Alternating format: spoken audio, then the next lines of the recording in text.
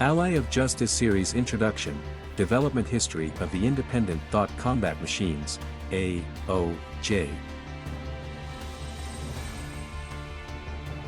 Initial stage of development, the engineers of each tribe came up with their own designs. Because the tribes originally all fought one another, they each had their own views on how things should be done when they first allied. They failed to understand one another, and were thus unable to form a monolithic, lockstep organization.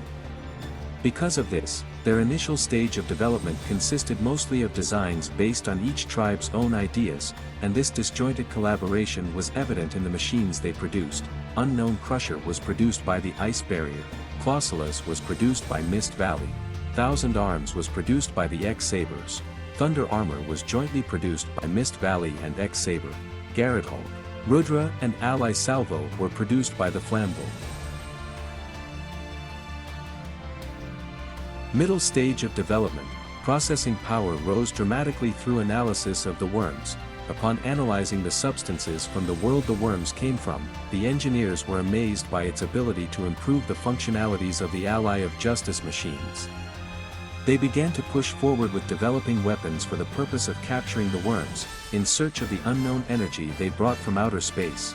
Using worm technology, R&D anecdote, Cosmic Gateway, it was developed to erase targets in different dimensions, but it was ultimately impossible to generate enough output to perform such a task.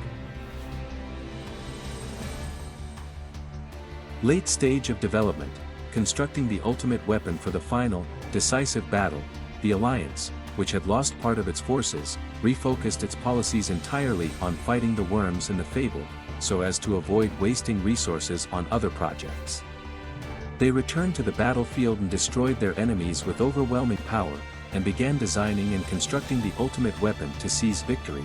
Utilizing the Gen X, the Allies of Justice were unable to develop a sophisticated control unit that would allow their giant weapons to move, so they used the Gen X as a central control core.